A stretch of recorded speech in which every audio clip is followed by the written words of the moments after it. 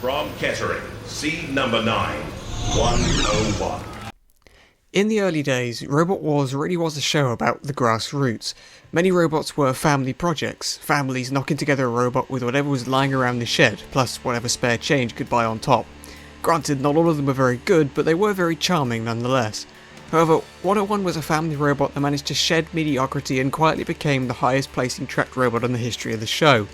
Built largely out of recycled bits from the team's previous entry Robodoc, and with many other parts donated on top of that, 101 had a total build cost reported to be £1 and a penny. How sweet. Wasn't actually true though. Still, 101 was a remarkably cheap robot to build, but don't think that means it was flimsy. Styled after a World War I tank with a spike ram in the front, 101 was a very sturdy robot, and in an era of the show where simply having a tough design that worked was more important than a potent weaponry, 101 chugged and pushed its way to the top 8 in Series 3, winning its heat fairly easily, avenging Robodoc's loss to King Buxton in a previous series along the way, and then it defeated fellow pushbot Scuzzer's Revenge in the first round of the semi-finals, before being placed against the mighty Hypnodisc in round 2. And although it lost, it put up one hell of a fight, taking the All-Star to a judge's decision that was so close the judges had to physically enter the arena to check the robots for damage. 101 also competed in the first World Championship around this time, where it snatched victory from the jaws of defeat against Series 2 champions Panic Attack, before knocking out Northern Ireland hopefuls Weldor to finish in the top 4. Here it faced eventual champions Razor, and the result was predictable even if it did go to the judges. 101 returned, deservedly seeded 9th for Series 4, but robot combat moves fast, and 101 was already starting to look outdated. It made the heat final thanks to a somewhat easy heat draw, but there it faced fearsome newcomers in future All-Stars Dominator 2. The difference in quality between the two machines was comical, and yet 101 refused to die and took Dominator 2 to a judge's decision. Who cares if it lost, that takes some doing. 101, partnering with old rival King Buxton, would also take home the Tag Team Terror tournament for Series 4. However, by the 100kg era of the show, 101 was seriously obsolete. In Extreme 1 it lost its Tag Team Terror crown, but at least it managed to score one more win over King Buxton. 101's career ended on a bit of a whimper, being knocked out in the first round of its heat in Series 5 by newcomer Fluffy. And so, with a combat record of 11 wins and 5 losses, none by KO by the way, 101 was gone from our screens. It's here I want to point out a piece of Robot Wars lore. This is the 101 curse. You see, 101's opponents had a strange trend of breaking down or encountering some other mishap during a fight. In Series 3, Overkill broke down, King Buxton went up in smoke, and Scudder's Revenge also broke down. In the World Championship, the usually expertly driven Panic Attack drove itself into the pit. In Series 4, Major Tom broke down. In the Tag Team Terror, Firestorm 2 suffered an almost unheard of mechanical failure. It was spooky. Even more ironic is that 101's final televised appearance was a loss to Fluffy, a robot that would go on to become infamous for its appalling reliability. Almost as if 101 unloaded all of its cursed energy to its killer with its dying breath. Today, 101 no longer exists in a complete form, however builder Mike Franklin still brings assorted bodywork panels to events. From Hinckley in Leicestershire and number 7 seed, 13 Black. A boring robot is a forgettable robot. One way to make your robot stand out other than being successful is to give it a striking and unique design. Mirror engineers John Denny, Richard Morris and Ken Wilson were inspired by Hypnodisc, but how do you surpass such spinner power? Easy, give it 2 spinners instead of 1. Add on an amazing roulette-inspired paint job and you have one of the most striking robots in the show's history. 13 Black's career didn't start well, suffering a first round exit in Series 5 after getting tangled up with fellow newcomer Corkscrew. It didn't help that an engineering mistake meant that the controls are back to front, as was shown by 13 Black haphazardly careening into everything from the wall to the ref bot. Such a loss could have doomed 13 Black to obscurity if it wasn't for Series 6. Upgraded and with the controls now the right way round, 13 Black returned and became arguably the surprise package of the whole series, as it went from being first round dropout to semi-finalist. Along the way it ripped Double Trouble's face off before claiming a big scalp in number 11 seed Stinger. However, 13 Black did not have a Shreemec, so when it entered the arena against the ever-consistent Firestorm 4 in the semi-final, the result was about as you'd expect. It also lost again in the loser's melee, almost being flung out of the arena by Dang Tonkia. At least they went out with a laugh. Nevertheless, after such a performance, the producers deemed it worthy of competing in the All-Stars tournament for Extreme 2. Here it went out in its heat final after losing to Razor, but not before aiding Razor in the utter evisceration of Chaos 2, in what would prove to be the Legend's final bout, as the damage caused was so severe. Yeah, this robot helped kill Chaos 2.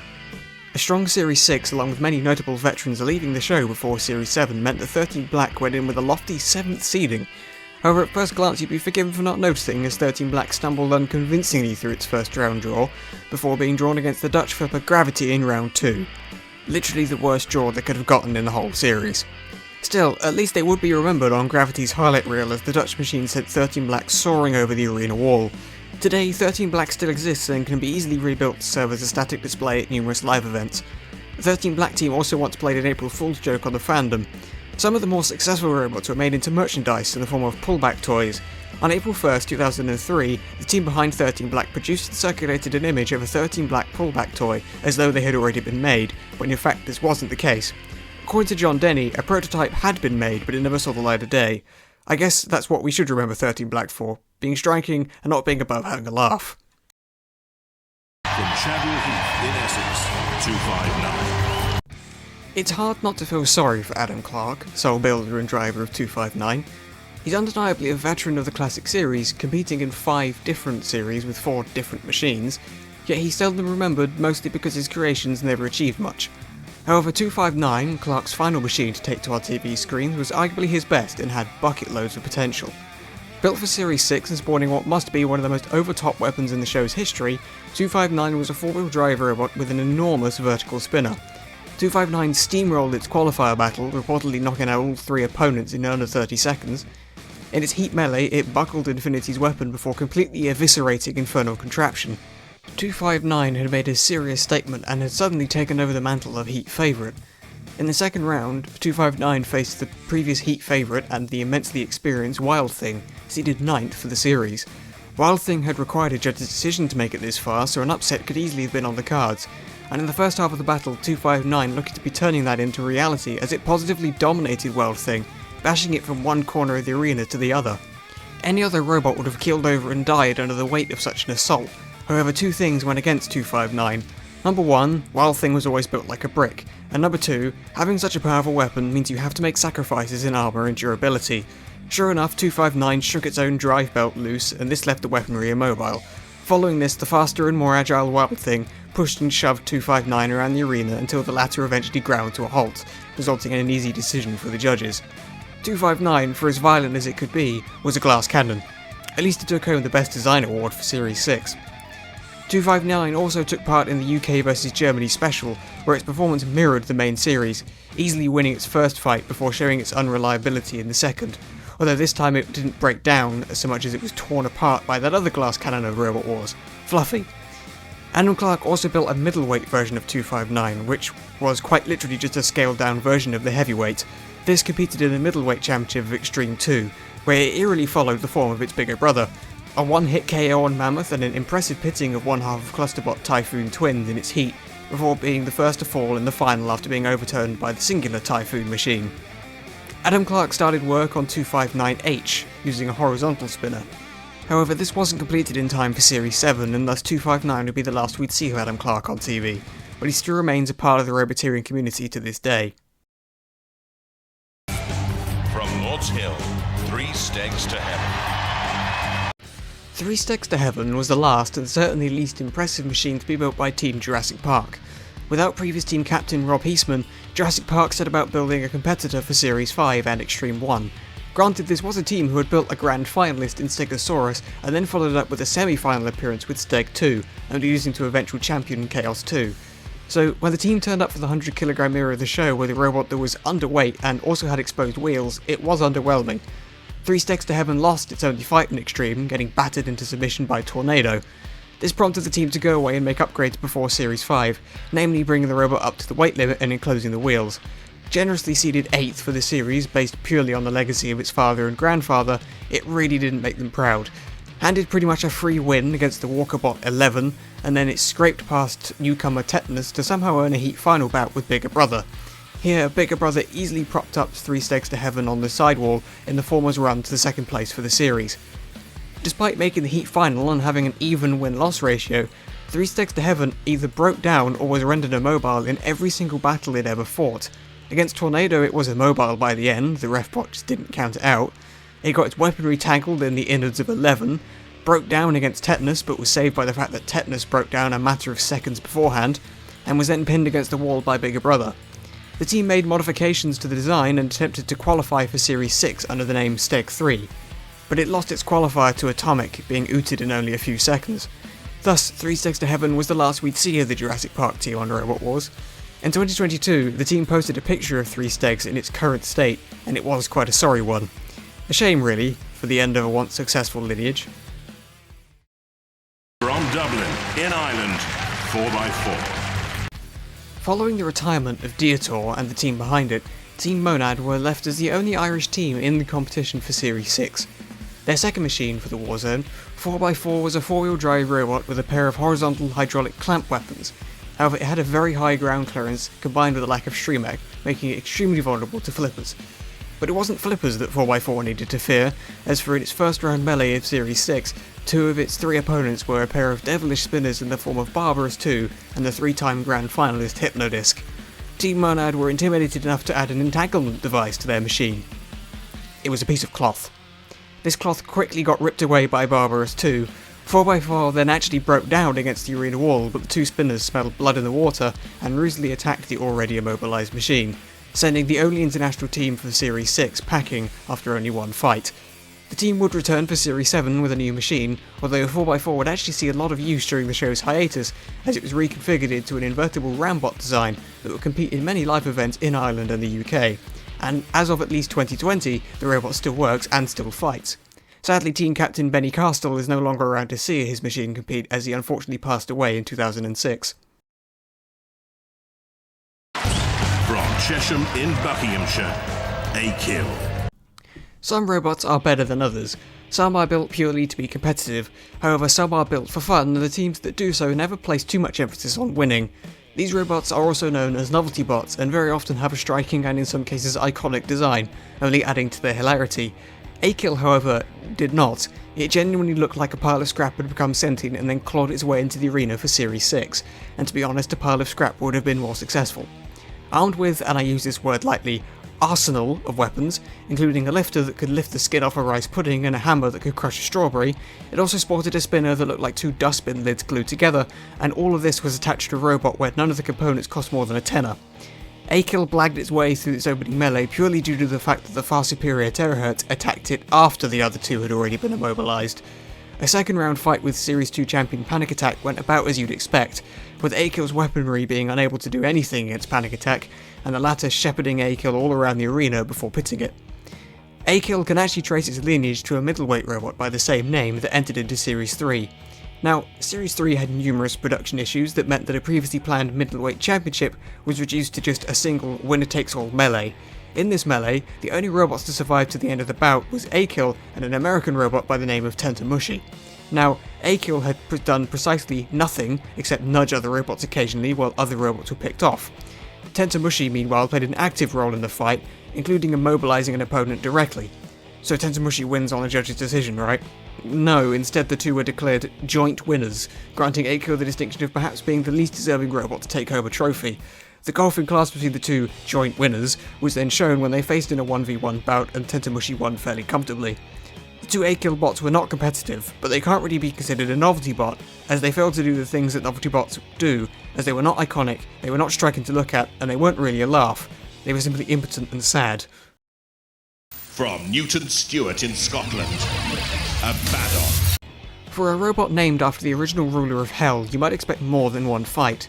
Abaddon was a curious looking machine, a 2-wheel design with a pair of garden rotator blades on the front and a long tail stretching out behind it. Attached to this tail was a unique and equally curious weapon, a bowling ball in a metal housing. For a Series 3 bot, it was respectable. However, just about everything went wrong. First, the bowling ball actually caused the robot to be overweight, so it had to be removed and replaced with a caster. Then, during its only battle against Technophobic, the only remaining weapon turned out to be ineffective. Technophobic then knocked loose the caster wheel, which caused Abaddon's tail spike to get snared over the flame pit. After being freed by the house robots, it then lost drive on one side. It technically survived to a judge's decision, but the judge's decision wasn't exactly a difficult one. From Reading, Aftershock. Finally, after a string of mediocre robots, we've arrived at our first grand finalist on the list, Aftershock. The team who built it already had grand final pedigree, reaching this level with the pushbot Shockwave. Building on Shockwave's success, Aftershock arrived to quake the world of Robot Wars for Series 9. A compact chassis with an array of interchangeable vertical spinners of various shapes and weights, spinning up to 2,400 RPM in under 2 seconds. It was so powerful that it didn't have a Shriemek, as it could simply self-right using the sheer power of its own weapon. Aftershock coasted through its group battle despite some issues with the weapon motors, before going on one of the most impressive runs in the entire series. Rapid, one of the most powerful flippers ever seen, defeated by KO. Sabretooth, a vastly improved machine with a 7,000 RPM spinning drum, torn into tiny little pieces and defeated by KO. Terahertz, a 2-time UK champion and 20-year veterans of robot combat, hurled several feet into the air and defeated by KO. This set up a heat final with a limping Sabretooth still reeling from the punishment Aftershock had dished out earlier. The latter then went on to deliver what was essentially a one-hit KO to progress to the grand final on a 5-match winning streak. Aftershock had arrived, and it was here to challenge for the title. The sentiment backed up when it then, during the grand final group battles, it knocked out reigning champion Apollo with one of the most savage and satisfying big hits in the show's history. Sadly, this was as good as it got for Aftershock, as it lost all 3 of its head-to-head battles. It lost to Carbide that famously saw a piece of Aftershock embedded halfway through the bulletproof glass arena wall. The weapon motor disintegrated against Eyeside 3, causing sparks to fly, leaving Aftershock with no weapon or Shriemek. Then, in a make-or-break slugfest with Eruption for a place in the title bout, Aftershock suffered a mechanical failure after the drive chain broke. It really goes to show how impressive a robot Aftershock was that a 4th place for Series 9 could arguably be considered as an underachievement. Aftershock had also developed a hobby of doing just as much damage to the arena as it did to other robots, repeatedly damaging the walls and tearing up the floor. A brand new chassis was built for Aftershock in Series 10, however a moment of hesitation led to a loss in the group battle. When Aftershock once again damaged the arena, there were conflicting opinions and shouts going on in the control booth. The Crackers and Smash team began clamouring for the fight to stop, whereas Aftershock and Eruption initially carried on fighting as no cease had yet been called. Then, builder of Aftershock Ian Thomas began joining in the calls for cease, causing Driver and Sunwell to hesitate on an attack on Eruption. The latter seized the opportunity and threw Aftershock out of the arena. It was redeemed following a win over the ponderous Axelbot Gabriel 2, however this would prove to be the last victory Aftershock would get on the show, after a second loss of Carbide and then losing the 3rd place playoff against Big Nipper, meant that Aftershock ended up with a deceptively average win-loss record of 7-6, but make no mistake, this machine was an absolute monster. Both the Series 9 and 10 versions of Aftershock would fight in live events following Robot Wars' 2nd cancellation. The Series 10 version would be retired in 2023 following a destructive loss of the live circuit. In the same year, the team began work on converting the Series 9 Aftershock into an Axebot. This project was completed in mid-2024. Renamed Afterchop, this machine's story isn't over yet. From Huddersfield, Agent Orange. Agent Orange, when you look at it, held a decent amount of promise. Built by the same team that produced Spin Doctor for Series 2, Agent Orange was a polypropylene body with 2 separate weapons, a set of hydraulic pincers at the front as well as a pickaxe fashioned from a garden fork. It was essentially given a free pass in its first round in Series 3 against max damage, as the latter was immobile from the start due to the team forgetting to insert the removable link before entering the arena. In a second round clash with Blade, Agent Orange lost due to losing mobility after its frame was buckled by Matilda. It also didn't help that its cutters were too small to properly grab a hold of Blade. Perhaps it would have done some good if they went with just 1 weapon instead of 2, as in truth neither weapon had the sufficient weight put into it to be effective. Agent Orange would try and fail to qualify for both Series 4 and 5, leaving it with only 2 fights under its belt. From Dorking and seeded number 20, Aggrobot. It's easy to overlook Aggrobot's status as a long-time competitor of 4 separate series, plus a series of Extreme, probably because it's only really famous for one thing that it ever did. The original Aggrobot in Series 3 was a large spiked pyramid with a lifting wedge at the front. This is the most famous Aggrobot machine, as after damaging one of the house robots in the first round, it achieved its greatest moment when it defeated a malfunctioning Razor in round 2. Yep, the statistical GOAT of Robot Wars, felled by an angry pyramid. Even though it lost to Blade in the heat final, this one moment arguably made Aggrobot more memorable than Blade itself. For Series 4, Aggrobot 2 went with a lower and longer invertible design. It still wasn't very fast, however. It couldn't go one better than Series 3, as after a push and shove match with Smidsy in round 2, Aggrobot broke down and was left with its custom wheels on fire. Aggrobot was redesigned after this yet again. Aggrobot 3 took on more of a stealth fighter looking shape. It also ditched the rear spike in favour of a pair of cutting jaws. Aggrobot 3 actually failed to qualify for Series 5, but still appeared in a battle in Extreme. Here it lost to Kilotron and Splinter. Aggrobot 3 would qualify for Series 6 however. Here it avoided the punishment from 259 in the group battle, before once again falling in the second round after a tactical error allowed the spinner Vader to deliver a knockout blow. For Series 7 it was renamed to just Aggrobot, although it sported the same design philosophy. Here it fell even further after being knocked out in the group battle on a judge's decision, after spending most of the fight being tossed around by the two flippers of Ripper and Repteron II. Even if it never won a heat in 4 attempts, Aggrobot will still be remembered as one of Robot War's most distinctive paint jobs. From Tilehurst in Reading, Ajjay. Another one and done machine now, Ajjay, a robot that I fear was doomed due to its complexity.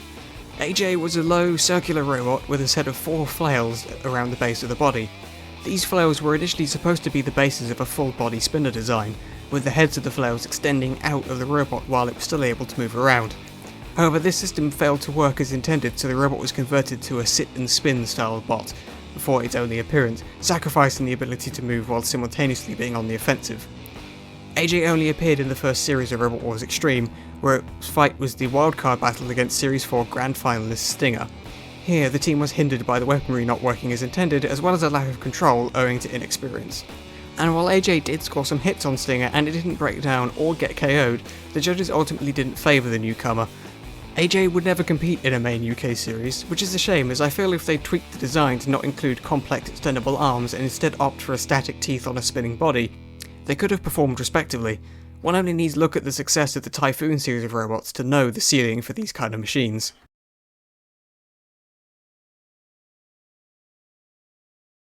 Not to be confused with the later, unrelated robot known as the Alien, Alien was our second successive machine that only featured in one televised match, as well as never appearing in a main UK tournament. Instead, its only appearance came in the Series 3 Robotic Soccer side tournament. It's probably for the best that it didn't enter the arena, as Alien was an awkward-looking boxy robot, with its only weaponry coming in the form of 3 static spikes at the rear of the machine. On top of this, it sported a very high ground clearance at the front as his wedge body was propped up on a pair of casters. Arena combat would have also ruined that nice bright paint job.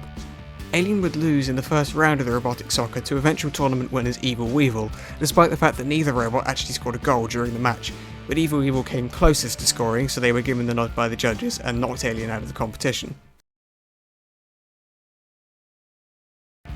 Unlike the last machine, this one does have a link to the Alien Heavyweight. Alienator was built by the same team as a Featherweight robot, making it our first Featherweight competitor in this series.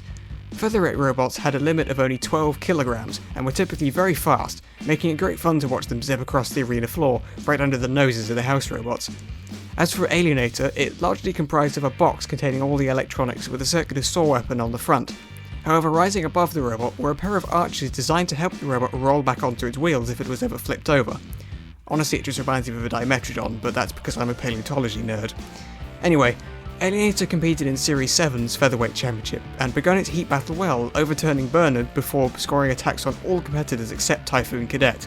However, after this flurry of attacks, a chain fell off the weaponry and the stall stopped working, leaving Alienator as essentially just a pushbot. This ultimately came back to bite it, as despite being one of 3 competitors still mobile after the 3 minutes, with 2 spots for the robots to advance, the judges chose to eliminate Alienator and send through DTK and Bernard instead. Fun piece of trivia, Alienator was one of only 4 robots in the whole history of the show to come back to life while in the process of being counted out. From Holland, Alien Destructor. Time to break the fourth wall here. You know how I said this would be a series that would cover every robot to ever appear in a televised episode of the UK show, and that to help me I'd be using this very helpful Robot Wars wiki page to help me? Well, it turns out that all the machines like Black Hole, Panzer, and Drillzilla that were international machines that only ever competed in international side events, but were nonetheless part of a UK episode, well, they aren't on the page. Thankfully I noticed that now, and not when I was halfway into this series. Anyway, this is the first such machine, Alien Destructor. A Dutch machine, this robot sported a low invertible 6-wheel design with a front spike reminiscent of Tornado and Spawn of Scuttle. It wasn't very successful in either of the 2 Dutch series or its UK venture during Extreme 1, but we're only going to talk about that UK part of its career, which actually consists of 1 fight and 1 fight only. A standalone melee with double UK champion Chaos 2 and Belgian machine Philippa. Despite doing better than developer and finishing the fight rather strongly, it was a tall order for Alien Destructor to go toe-to-toe with Chaos 2, and sure enough the judges sided with the champion. This first version of Alien Destructor would later be converted into the team's other machines for appear in a UK episode, and thus on this list, Das Gepäck. From Edinburgh, All Talk. Before the likes of Corkscrew, Typhoon 2 and PP3D came to Robot Wars, All Talk was Scotland's first hope at robot glory. All Talk was built for one thing, pushing power. Utilising go-kart wheels and a pair of Bosch 750-watt motors, All Talk developed near unparalleled pushing power and could accelerate extremely quickly to a top speed of 20 miles an hour. In Series 2 it won both the Gauntlet and Trial stage, even defeating a house robot in a joust. You know, a robot that was like 3 times heavier than itself. Heading into the arena stage as Southern Heat favourites, All Talk then bulldozed Prometheus into the pit to set up a Heat final clash with King Buxton, a robot that was about as similar as you could get. Same design ethos, same drive layout, very similar internal setup. However, there was one problem. All Talk's wheels struggled to gain purchase on the arena floor, meaning that when push came to shove, no pun intended, King Buxton was able to leave All Talk stranded on the edge of the pit. It would return for Series 3, upgraded and with some subtle redesigns, such as adding a designated snowplow wedge to the front to better push robots around. The robot was also made invertible to combat the new threat from flippers. These upgrades looked to have paid off as it delivered a comprehensive KO victory against Crippler. It was honestly like watching a proto-tornado. However, it would fall in round 2 after all the pushing put too much strain on its motors before a smoking All Talk was set upon by the house robots. The team would also represent Scotland in the first World Championship, drawing the short straw by having to fight Razor in round 1. To prepare, All Talk was equipped with 7 additional layers of armour to its top panel. On top of this, trusty mascot Hamish was strapped to the aerial and sent into the arena alongside the machine. However, this wasn't enough, as Razor was still able to pierce the shell of All Talk on several occasions.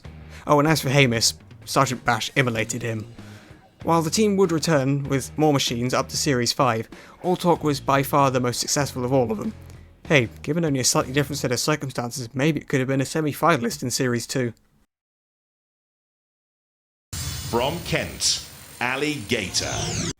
A part of me always worries for teams that put some kind of mascot or stuffed animal on their robot, because you know they're just asking for it to be torn to shreds, set on fire, or both. However, Alligator did that for 2 separate fights and it largely survived unscathed. Alligator was a low green box with little in the way of active weaponry, instead relying on pushing power like many early series robots. Only appearing in Series 3, it entered the war zone with a stuffed alligator on top of its panel. It won despite being unable to pit corporal punishment in round 1. Probably this is due to the house robots interfering outside of their zones and outright refusing to let corporal punishment be pitted.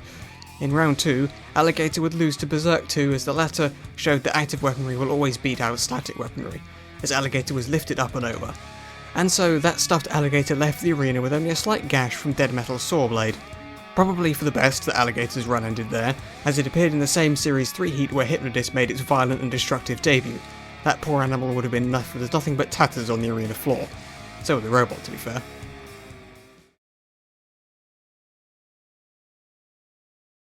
Delving back into the world of Featherweight now, Alpha was a robot built by Team Blazobotics, a team that would enter a whole horde of robots into the lower weight categories during the twilight days of the classic series.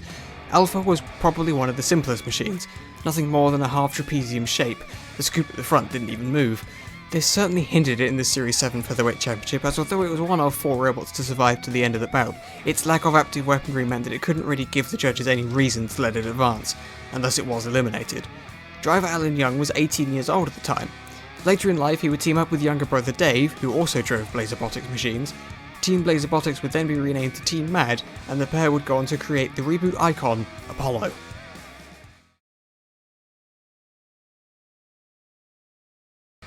More featherweights now. AMCVN was a featherweight Axebot brought to Robot Wars for Extreme 2's Featherweight Championship and produced by the same team that made the heavyweight Cataclysmic Variabot. Unfortunately, the featherweight heats for this series were only shown in the form of highlights. As such, it's difficult to say in detail how well AMCVN fared, but given that it was left a broken and immobile wreck before being dumped in the pit, I think we can deduce that it did not very well. It was succeeded in Series 7's championship with a new machine.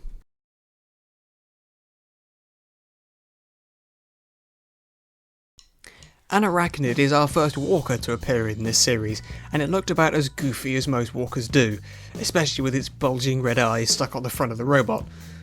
Only appearing in a Walker Battle side event in Series 3, it would fight Mammoth in what might be a contender for the worst fight in the history of the show, and certainly the most anticlimactic. Once Activate was called, it took, and I'm not joking, more than 50 seconds for the pair of walkers to amble their way over to each other. Yeah, I wasn't lying when I said in the prologue for this series that these machines were painfully slow.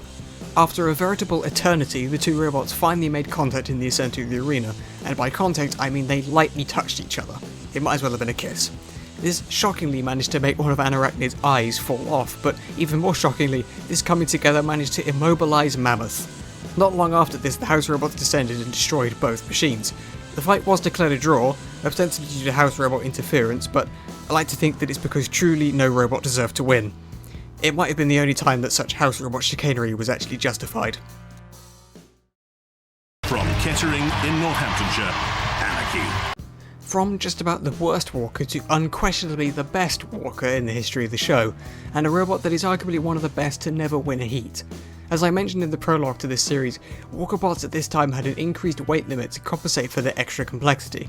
Anarchy weighed 167 kilos, 67 kilos more than any regular heavyweight was allowed to weigh, and Anarchy actually had weight to spare, so in theory, if you could make the walking system light enough to save a little bit of weight, fast enough to not get battered, and simple enough to not break down all the time, you would have a large amount of weight to put into increased armour and more potent weaponry. The problem being that this is an extremely difficult balance to achieve, and no walker had quite been able to do it before, until Anarchy. Built by Mike Franklin, the same man who built 101, Anarchy is a marvel of engineering. Inside the grey, boxy chassis sat a pair of drive motors. These drove a total of 8 legs, 4 on each side, through a series of chains, gears and sprockets. Each leg was driven by 2 separate cranks, one to pull the leg up and down and go in a straight line, the other was to push the leg from side to side to facilitate turning. Having these be separate functions, as well as having one motor to drive each side of the machine, meant that Anarchy could maintain a zero turning circle, a huge benefit for Anarchy. On top of this, opting to have a pair of legs moving in tandem rather than one at a time meant that the robot was extremely stable even at top speed. The extra weight left over was pumped into beefed up armour as well as a full power pneumatic axe and a full power pneumatic flipper. In its only appearance in Series 6, Anarchy progressed through its group battle on Ajjay's decision after one of the most even battles of the series, but one in which Anarchy remained competitive throughout, a nigh unheard of achievement for a walker. It then comprehensively beat Incredible in the second round. I mentioned though that Anarchy never won a heat. This because it was faced by eventual champions Tornado in the heat final. It was quite heartbreaking to watch one of the most innovative robots in the history of the show, and that had been so competitive, fall at the heat final stage. And not due to reliability problems either, Tornado was simply the better machine, and that is to take nothing away from a brilliant and tactical driving display from the champions to be. It's a shame, because Anarchy deserved more success than it has, what with being such a powerhouse of innovation and all. Looking at the Series 6 semi-finalists, I maintain that 2 of them could have lost to Anarchy if they were in the same heat final. 13 Black didn't have a Shreemeg, so if Anarchy could land a single flip, the fight would be over, and Spawn again, as with all of that team's machines, was always haunted by reliability problems, so perhaps it would have succumbed to the Scatterbot's curse. Anarchy would have competed in more than one series if not for rule changes. For Series 7, Anarchy was slated to return, but Mike Franklin had also become a member of the production crew, helping them run the show while it was being filmed. However, just before filming, the rules were changed and crew members were no longer allowed to enter their own robots. Mike chose to withdraw Anarchy rather than quit the production crew. Then, when the reboot came along, Mike stated that he would have wanted to bring Anarchy back out of retirement to compete, but the weight limit for walkers had been decreased, meaning that Anarchy was now overweight.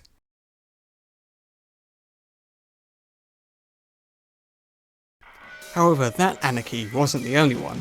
There was a featherweight by the same name that competed in the Series 2 Featherweight Championship.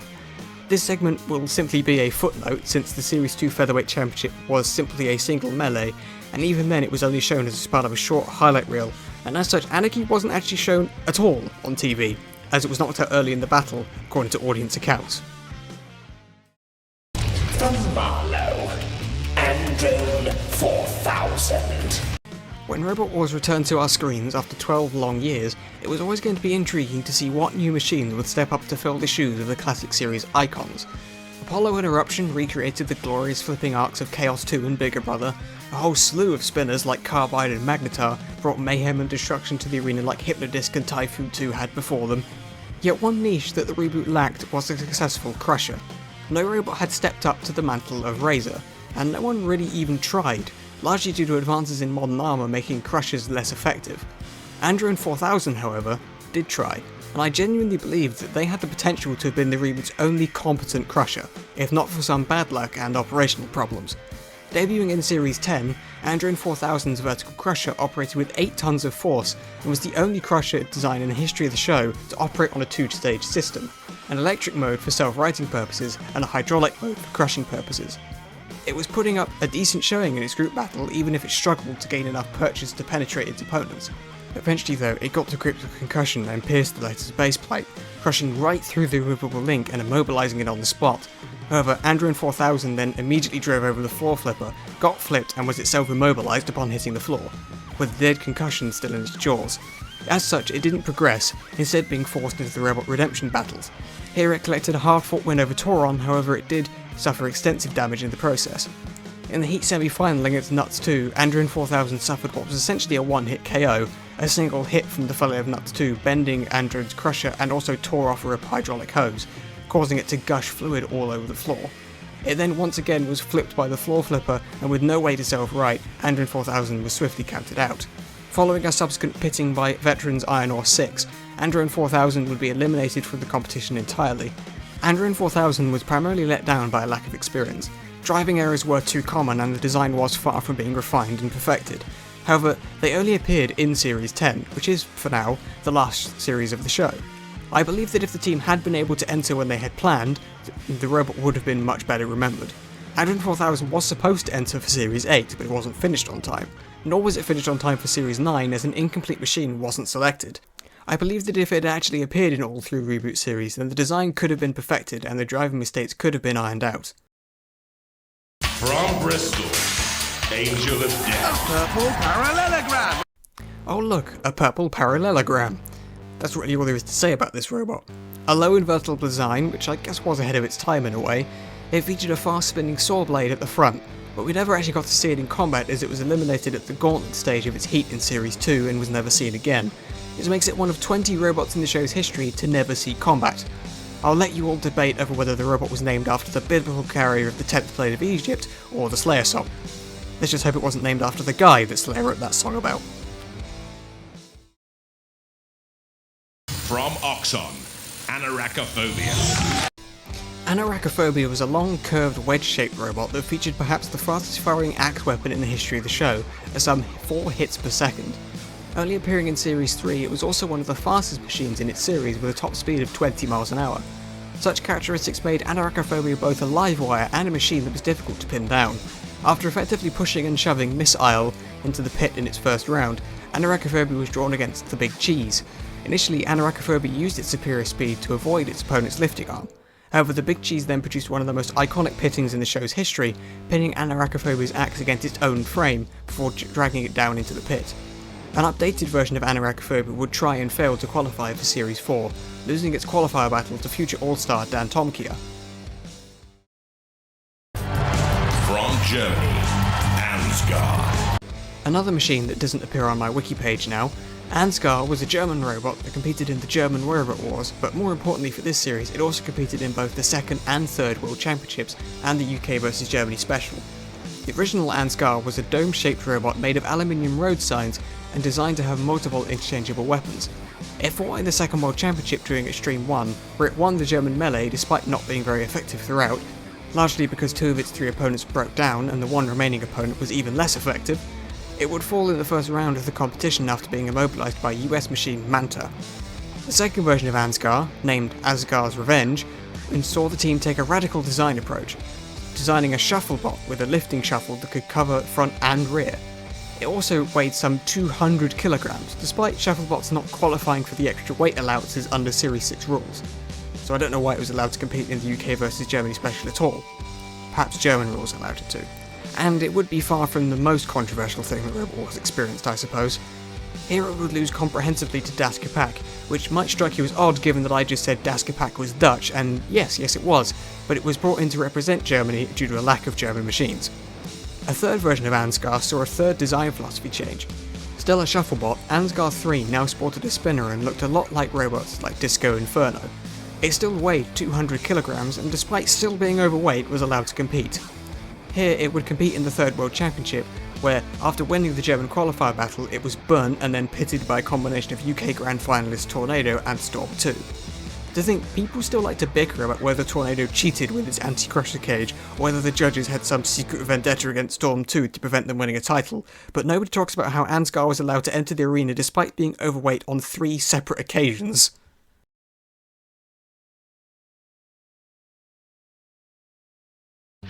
Did you think the Featherweight was the smallest weight class we'd be touching on? Think again. Welcome to the Antweight class, where the weight limit is just a tiny 150 grams. These robots fought in a miniature replica of the arena. Anto, our first Antweight in this series, was armed with a lifting scoop that could lift 3 kilograms, nearly 25 times its own weight. However, its exposed wheels would prove to be extremely vulnerable, as they'd be torn off by opponent combatant during the Antweight melee broadcast in Extreme 1.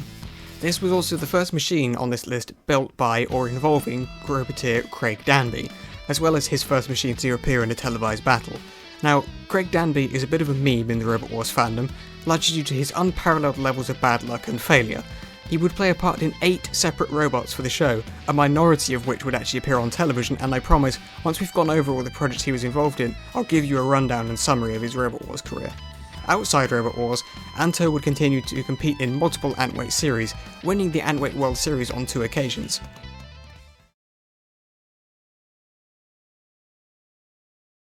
Another Antweight machine, Anty B was built by the same team who built the near ever-present heavyweight Behemoth. In fact, Anty B was essentially just a miniaturised version of Behemoth, right down to the Lexan and titanium armour. Anty B would fight in both Antweight championships broadcast in either series of Extreme. In the first, it started strongly, turning over multiple opponents. However, at one point it drove over the edge of the floor flipper, which flipped over combatant, but then Anty B fell down into the space under the floor flipper, immediately eliminating it. Among its opponents in its heat for Extreme 2 was the defending champion combatant. Anty B was the last bot standing in this battle, with it and combatant progressing through to the final against Pants and Lower. Here, Anty B put on a dominant display, immobilising all 3 opponents to win the Antweight crown, the first trophy for the Behemoth team.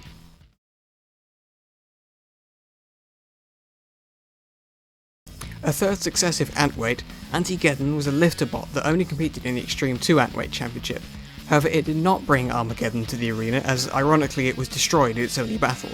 After being turned over multiple times, Anty Geddon eventually got stuck on its side, causing its top panel to come open and its lifting mechanism to then fall out of the robot. Combatant then tore Anty Geddon's wheels off and flicked the innards across the arena floor. Armour-Geddon, not a chance. From the Royal Air Force Kinloss, Anvil. Anvil was a low, flat, invertible robot built by members of RAF Kinloss. As such, it was adorned in RAF roundels and a coat of arms. Initially conceived as an Aggrobot, this wasn't completed on time, and so Anvil was instead converted to run as a Rambot, with excellent pushing power and a set of static spikes. As a robot built by RAF members, Anvil fought exclusively in the Forces Special episodes of Extreme 1. In the first, a single 3-way melee, it faced the Navy's Megahertz and the Army's Rhino. Despite dislodging one of Rhino's tracks, all 3 machines would end up in the pit. However, Anvil was declared the winner, as it was the last to be pitted. Anvil would then return for a second episode dedicated to the Forces machines. In a round 1 melee, it would face Subversion built by the Submarine Corps and Shockwave built by the police. Anvil proved to be too low for either of its opponents to be able to hit it before it and Subversion both played a part in placing Shockwave down in the pit. In the next round, Anvil would face the Fire Services entry, Oblark. Here it was the vastly superior machine, ramming into Oblark relentlessly while the latter broke itself to pieces. A rematch with Megahertz in the final was subject to an illegal house robot interference, as Dead Metal on 2 occasions illegally attacked Anvil, on the second such occasion pitting the RAF machine in the middle of what was a close fight. As such, the judges ruled that this illegal pitting did not mean that Anvil had lost, and they would instead treat the final as any other judge's decision, in which they sided with Anvil. This puts Anvil in a club of few robots whose last fight ever was a win, and a club of even fewer who fought in multiple battles and didn't lose a single one, with a combat record of 4-0. From Bristol, Apex. Some machines are icons of the show who are remembered for prolonged periods of success and/or memorable moments in entertainment. Take the longevity and consistency of Firestorm, or the antics and laugh provided to us by Sacrobolot. Some robots, however, are remembered and are iconic for a single moment. Apex was one such robot. It took the concept of a horizontal bar spinner to the extreme, with the weapon being 1.2 meters in length. The chassis to which the bar was attached was this strange inverted Y shape. Apex is also the second entry on this list that involved the luckless Craig Danby. Apex's fatal flaw was that the sheer weight and size of the bar spinner plus its position on the robot meant that upon an impact, Apex could be thrown violently into the air. This in turn would at least damage the pulleys and bearings of the drive or the weapon, if not immobilise Apex entirely. In Series 9, it was a last-minute replacement for another competitor that had to withdraw. Here it suffered a vicious one-hit KO from Pulsar to eliminate it at the first hurdle, after the latter landed a blow on Apex's spinner to send it catapulting into the air. Apex returned for Series 10, now with Craig Danby on board and also sporting a spinner design that was even more peculiar than the chassis design. In round 1, it broke its own weapon in an attempt to attack Terahertz before the veteran bludgeoned Apex into submission. But none of these, the breaking of itself or being the victim of emphatic defeats by icons of the show, are the thing that Apex is remembered for. That came in its final fight. Consigned to the robot redemption round against Traction, repairs to Apex's spinner before the bout had left the weapon out of balance. This meant that after gingerly approaching Traction and having a light blow buffeted off the front, the destabilising effect was enough to send Apex on another one of its whirlybird-esque jaunts. At this point, the laws of physics intervened. Apex's spinner hit its own pulley system, it then sheared off entirely and caused both spinner and robot to go flying across the arena in different directions. The chassis ended up in the pit, while the 37kg bar cleaved straight through one of the arena's bulletproof glass panels. The only time that a robot has literally and spontaneously disintegrated is one of the most iconic moments in the show's history, up there with Hypnodist's debut fight and Wheelie Big Cheese's Uta on Axor. After Robot Wars was cancelled again, Apex still competed at live events, achieving a higher level of success now, with a less powerful weapon system and more importantly, stronger bearings. A heavyweight Apex was retired at some point in 2019 after a destructive loss to Aftershock. However, numerous robots built in the same style as Apex have been built by the team in order to compete in various lower weight classes. Apocalypse. Axebot. Apocalypse came from a team with pedigree, with Ed Wallace's previous creation Turbulence being the 2006 UK Heavyweight Champion. Apocalypse was a low box-shaped design with the primary weapon in the form of an overhead axe and secondary weapons in the form of a pair of grabbing arms on the side of the robot. It was essentially a more modern design of the classic series competitor Splinter. However, Apocalypse wouldn't achieve anywhere near the levels of success that Splinter did, as it lost the only 2 fights that it competed in. Only appearing in Series 10, Apocalypse Axe failed to work during its first round melee, not good when you're in an arena with a former champion in the form of Apollo, and while the newcomer did a good job trying to be as aggressive as a weaponless machine can be, it could only avoid Apollo for so long, before 2 big flips from the Welsh machine left it immobile and smouldering over the flame pit. In its shot at redemption, Apocalypse was definitely winning against Sabretooth, its axe landing several long-time blows. However, as it pursued Sabretooth, a drive chain dropped to the floor, leaving the robot a sitting duck as one strong drive from Sabretooth immobilised the ailing machine. Apocalypse then caught fire for the second time in as many fights, eliminating it from the competition. From North Wales, Apollo. Now we arrive at our first Grand Champion, one of 9 robots to achieve this feat. This is a machine that wasn't just designed to flip, it was designed to launch, as well as being one of the few completely unafraid to topple the house robots. This is Apollo. We've already met the team behind Apollo in this video. Team Mad had built several robots at lower weight classes prior to entering the reboot series, and Apollo's story is actually linked to a different classic series competitor.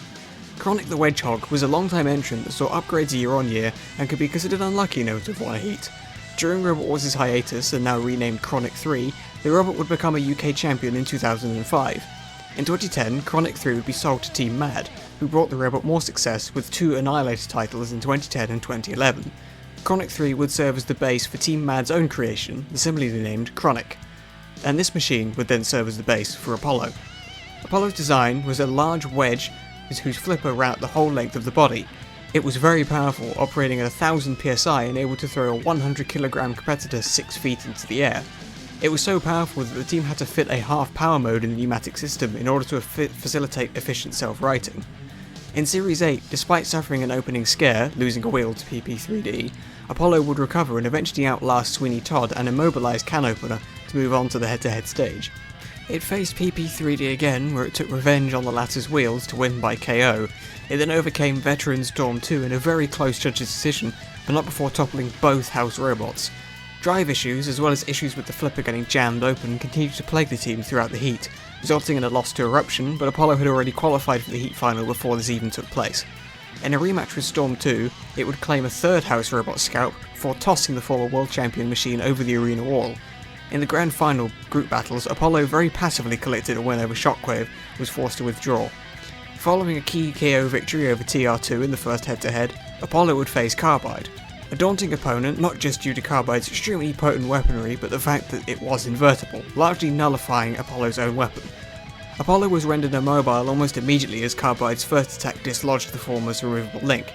Carbide then used the moment in time between this moment and cease officially being called to viciously attack and further damage an already dead Apollo. Now, there's nothing that says they couldn't do this, but some might consider it unsporting. However, given that this was the grand final, and there was no guarantee that Carbide wouldn't have to fight Apollo again, I'd say it was tactical, if slightly ruthless.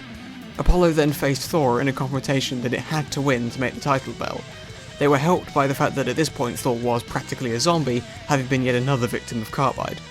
Apollo flipped Thor over, and as the latter self-righted, several vital components fell out the back of the machine, giving Apollo the KO it needed to reach the title bout, a rematch with the deadly Carbide. Carbide were the favourites for this, but in the battle itself Apollo displayed all the markings of a champion: perseverance, intelligence, and just a little bit of luck. Apollo threw Carbide over, but then suffered several blows in retaliation, losing armour panels.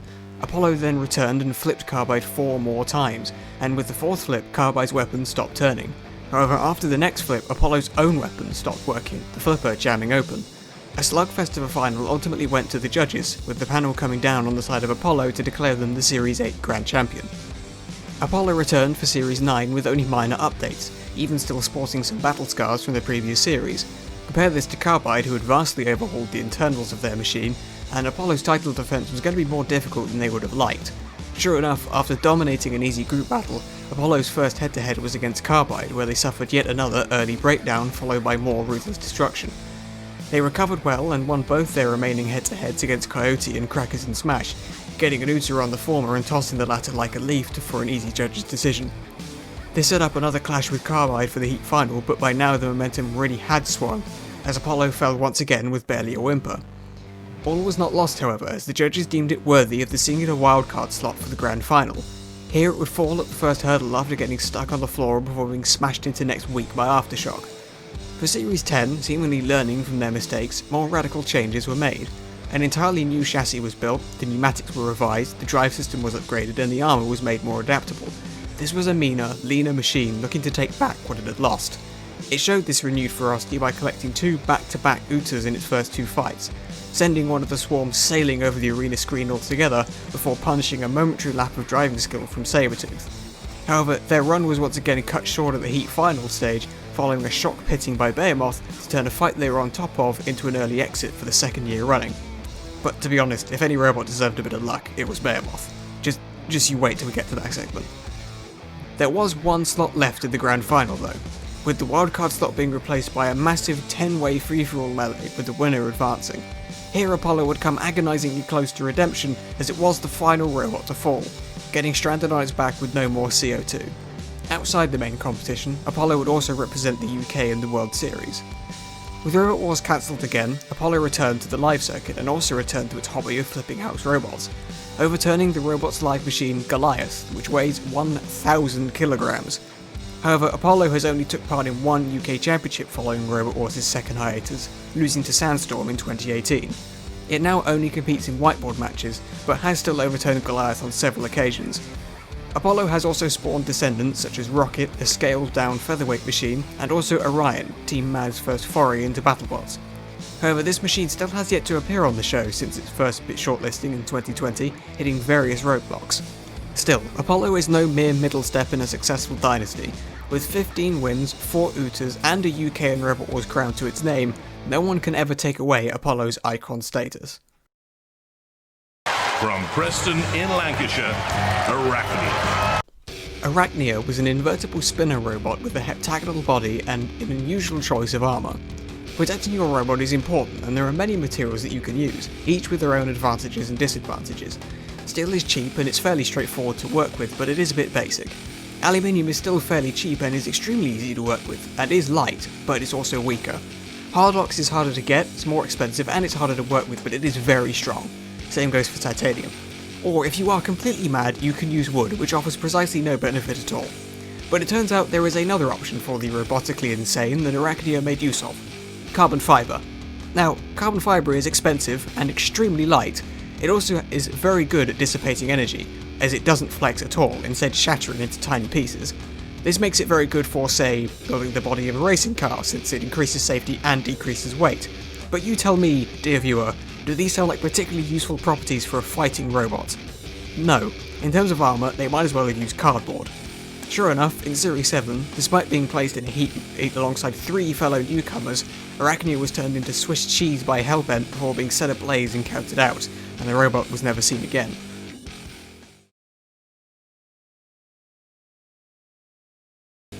Diving back into featherweights now, Argh was a robot built by the same team who built the Repteron series of heavyweights. Consisting of a simple wedge body with a large spinning discs, Argh was unassuming but effective.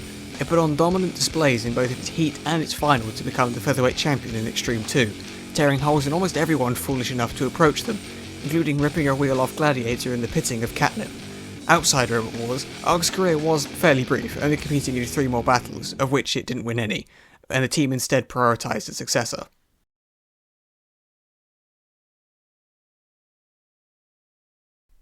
Armadillo was another featherweight machine, and another machine built by Adam Clark.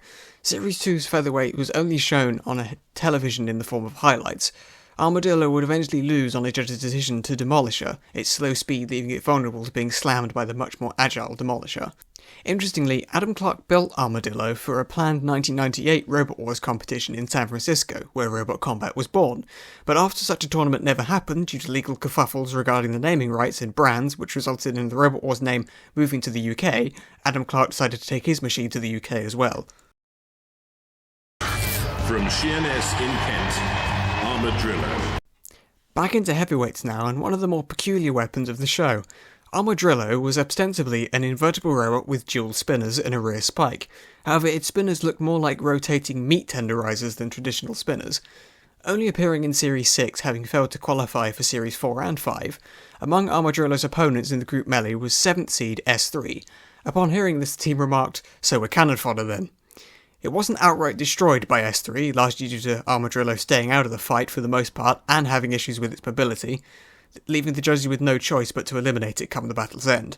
The robot would never be seen on TV again, as it would once again fail to qualify for Series 7.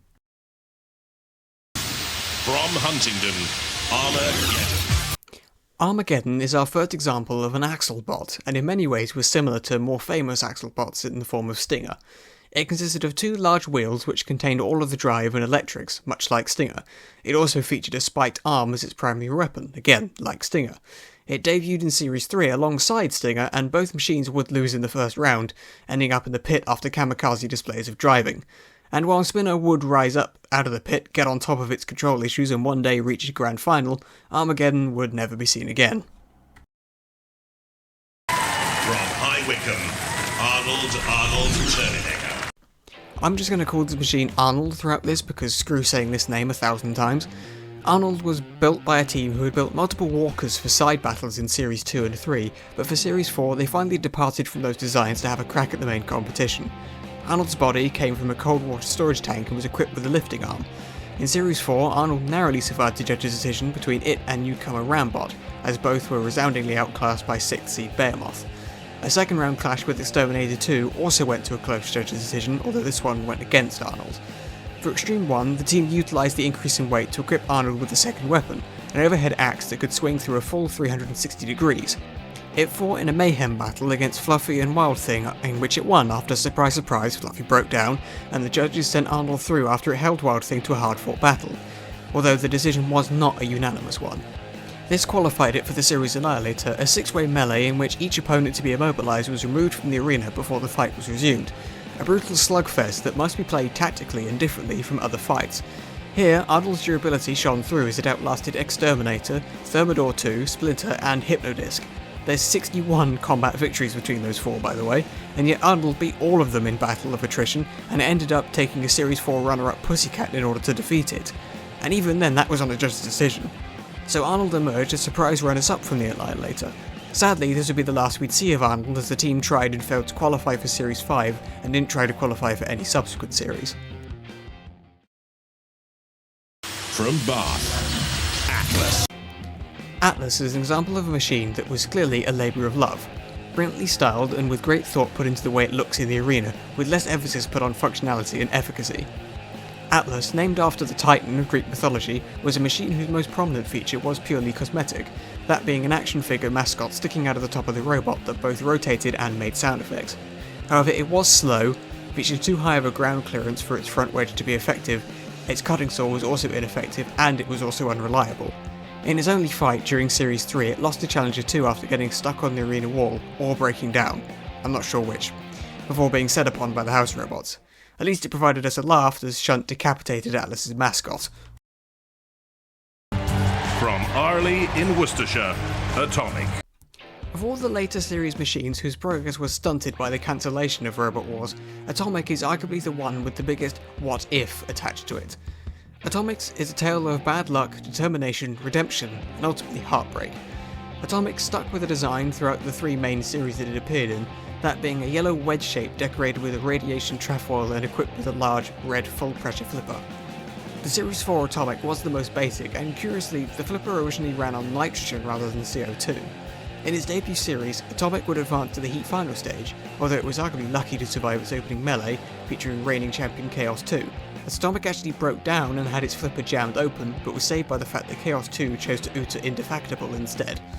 It then had another scare against King B3 in the second round, as its flipper blade buckled and then sheared off entirely. But again, its opponent broke down, and Atomic had probably done enough to win on a judge's decision anyway. This gave it a Heat Final bout against Chaos 2, just about the worst draw it could have gotten in the series aside from maybe Hypnodisc. Sometimes foreshadowing is relatively obvious. Here it suffered from a lack of experience, as while it was aggressive and showed no sign of just submitting to its far superior opponent, it did struggle with timing its flip and often left itself vulnerable to attack, something that someone as experienced as George Francis was always going to capitalise on.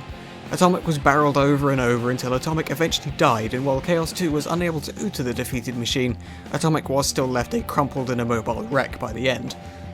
For the 100kg era of the show, Atomic was upgraded extensively. The flipper was now stronger, both pneumatically and perhaps more importantly structurally, and the design was far more streamlined and optimised. Atomic 2's only appearance during Extreme 1 was a Mayhem battle to gain a place for the second series Annihilator. It won this battle, putting on a dominant display against Fighting Talk and Mousetrap, only to be forced to withdraw from the second Annihilator due to a reason that I won't spoil yet. For Series 5, Atomic 2 would put in a much better showing for itself, easily beating Can Opener in the first round before earning a round 2 clash with... oh dear. Still, Hypnodisc is not an invincible machine, and Atomic is always aggressive. Perhaps it won't be so bad. And that's a no. It was always a rotten bit of luck if you had to fight one of the big 3, but Atomic in back-to-back series had to fight 2 of them on 3 separate occasions. Then to rub salt in the wound, the damage dished out by a Hypnodisc was so severe that Atomic was forced to withdraw from the Annihilator they had done so well to qualify for in the first place, as Extreme 1 and Series 5s were filmed at the same time, despite being broadcast separately. Then, to plunge that salt-rubbed wound into a vat of lemon juice, Atomic was then forced to withdraw from Series 6 due to being unable to attend the filming, despite once again qualifying in dominant fashion. It was almost as if fate itself was telling this team of farmers from Worcestershire, give up. But given the events of Series 7, I'm glad they didn't. Once again upgraded, the Series 7 version of Atomic was the most refined yet, and the strongest as it switched out the aluminium shell for a titanium one. Atomic went on a spree of Utas. First Terror title during its melee, then Hellbent, then the seeded Smidsy in the Heat Final. They made this 4 back-to-back Utas in the first round of the semi-finals against M2, a record which stood for the rest of the show's run, reboot included. Clearly, Atomic was one of, if not the best, of the new breed of flippers heralding a changing of the guard. One fight stood between it and the grand final. In its way was the devilish Typhoon 2. Atomic had a history with spinners, but this one had absolutely no self-righting mechanism. All Atomic needed was one flip. Missed it by that much. The flipper hit the angle grinder. It buckled, then jammed entirely. Stuck on its back and leaking gas onto the floor, helpless Atomic was left to be a spinner's chew toy once again. At least they could take solace in the fact that they lost to the eventual champion. In fact, all 3 of Atomic's losses in televised episodes were to either champions or runners-up. Despite this, Atomic was rebuilt for a prospective 8th series, a series I genuinely believe they could have gone all the way in. The team even held back from attending live events in preparation for this, and yet as we all know, that series wouldn't come for another 12 years, by which time Atomic had long been retired, slowly rusting away at the back of a barn. However, team member David Bear hasn't ruled out a return to robot combat just yet, stating that he'd love to see Atomic in the arena once again. And I would too. From Southampton, Attila The Drum. Attila The Drum was an Aggrobot that could be equipped with either a mace or a pickaxe, and looked a bit like if Stinger and something had had a baby and then that baby had taken copious amounts of steroids. It would suffer an early exit in the main competition of Series 4 after a controversial judge's decision to eliminate it over Medusa 2000, which elicited numerous boos from the audience. Attila would make another appearance in Series 4's Southern Annihilator, where it put on a decent showing, finishing third after outlasting Vercingetorix, Spawn of Scudder and Behemoth. However, it couldn't overcome either Razor or Onslaught, and to be honest, the whole battle would be most fondly remembered for Razor literally killing a house robot. After a 2-series hiatus, the team would return for Series 7 with a new machine. From Langport, Axor. Much like Apex, Axor is a machine that, despite having multiple fights, is only remembered for one singular moment of one singular fight. Built by the same team that built the long-time robot dynasty Ionor, this machine was a departure from the team's usual machines, hence why it features in this list in its own segment. Sporting a red barrel-shaped body with a high-pressure spiked axe and flipper, Axor made its debut in Extreme 1, where it lost its only fight to Panic Attack in what was a pretty routine pitting for the former champion. Axor would also appear in Series 5, where it was placed against Granny's Revenge in the first round, which was basically as free a win as you could ever get, before a second round fight with fellow Somerset machine and 10th seed Weenie Big Cheese. And this fight is the one that is so iconic. The fight was over in a matter of seconds after a mistimed attack by Axor allowed Weenie Big Cheese to get underneath and Uta Axor from the centre of the arena in the biggest flip that the show has ever seen. Axor was sent roughly 15 feet into the air, sailing completely over the barrier and hitting the screen behind it before landing on the camera tracks. This singular moment is arguably the most iconic in the entire show. Shockingly, the team would reveal on their website that despite this monster flip and massive impact with the floor, the robot was completely undamaged. It was fine, which is a testament to the sound construction of the machine. Axor would never be seen on TV again, or much at live events either, with the team reverting back to the Ionor series of machines instead. From Gislingham Eye, Axe-C-Dent. While this robot didn't enjoy much, if any, success, I do want to highlight it for a couple of reasons, as it was a robot conceived, built, and controlled by just one person, which is always a feat. But, even more amazing, this was all done by a guy in a wheelchair. Puts it into perspective, doesn't it? I mean, what can you do? Axe-C-Dent was a robot with a very heavy vertical spinner that was more of a spinning axe than a normal spinner.